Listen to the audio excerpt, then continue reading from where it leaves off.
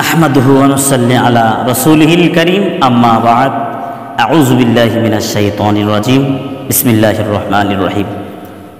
ইসলাম প্রিয় দ্বীনী ভাই বোনেরা, এখন যে বিষয়টি নিয়ে আলোচনা করব তা হলো জানাজার নামাজ পড়ার নিয়ম।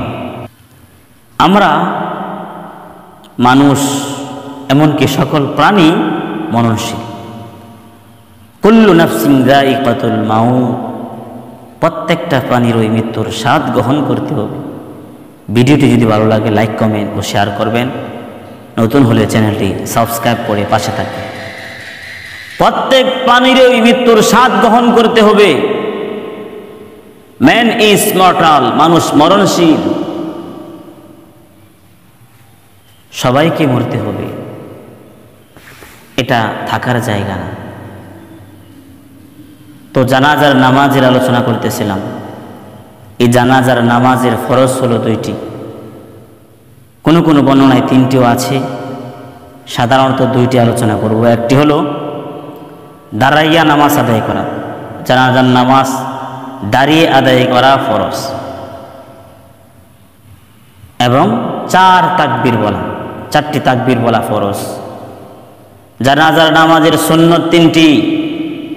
প্রথম তাকবীরের পর সানা পড়া, দ্বিতীয় তাকবীরের পর দুরূদ শরীফ পড়া, নামাজের মধ্যে যে দুরূদ পড়ি দুরূদ শরীফ পড়া, তৃতীয় তাকবীরের পর মাইয়িতের জন্য দোয়া করা। জানাজার নামাজের সানা হলো সুবহানাকাল্লাহুম্মা ওয়া বিহামদিকা ওয়া তাবারাকা ইসমুকা ওয়া জাল্লা সানাউকা ওয়া লা ইলাহা গায়রুক।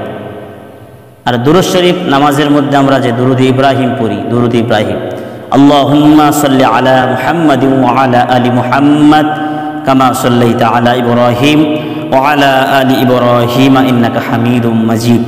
আল্লাহুম্মা বারিক আলা মুহাম্মাদিন ওয়া আলা আলি মুহাম্মাদ কামা বারাকতা আলা ইব্রাহিম ওয়া আলা আলি ইব্রাহিম ইন্নাকা হামিদুম মাজিদ।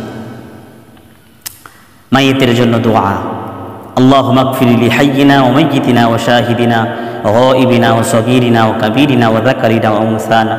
আল্লাহুম্মা মান আহইয়াতাহু মিন্না ফাআহইহি আলাল ইসলাম ওয়া মান তাওফাইতাহু মিন্না ফাতাওফাহু আলাল ঈমান বিরহমাতিকা ইয়া আরহামার রাহিম। যদি নাবালেগ কোনো ছেলে মারা যায় তাহলে দোয়া এইভাবে পড়তে হয়, আল্লাহুম্মা জাআলহু লানা ফারতাও ওয়া জাআলহু লানা আজরাও ওয়া যুখরাও ওয়া জাআলহু লানা শাফিআও ওয়া মুশাফফা। নাবালেগ মেয়ে মারা গেলে এই দোয়া করতে হয়, আল্লাহুম্মা জাআলহা লানা ফারতাও ওয়া জাআলহা লানা আজরাও ওয়া যুখরাও ওয়া জাআলহা লানা শাফিআও ওয়া মুশাফফা। জানাজার নামাজে প্রথম তাকবীর ব্যতীত অন্য তাকবীরে কান পর্যন্ত হাত ওঠানো যাবে না। প্রথম তাকবীরে কান পর্যন্ত হাত ওঠাতে হবে। এই জানাজার নামাজ মুর্দার সেনা বরাবর, মুখ বরাবর দাঁড়াতে হবে ইমাম।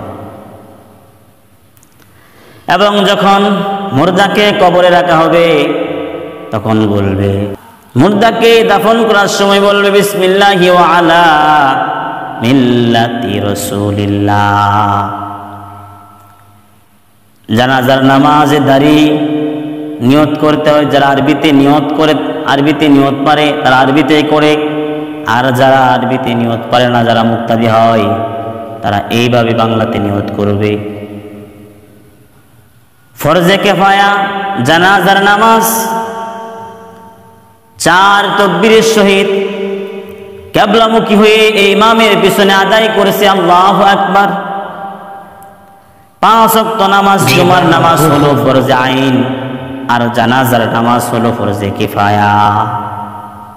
অর্থাৎ 5 ওয়াক্ত নামাজ পড়া বাধ্যতামূলক। কিন্তু জানাজার নামাজের ক্ষেত্রে যদি মহল্লার একজনও আদায় করে নেই, সকলের উপর থেকে সেই গুনাহ সরে যায়। আর যদি মহল্লার কেউ আদায় না করে তাহলে প্রত্যেককেই ফরজে কিফায়া তরফের প্রত্যেকের গুনাহ হবে। এজন্য জানাজার নামাজে শরীক হওয়া, জানাজার নামাজে শরীক হলে মৃত্যুর কথা স্মরণ হয়, কবরের কথা স্মরণ হয়। কারণ এই অন্ধকার কবরে আমাদেরকে যেতে হবে।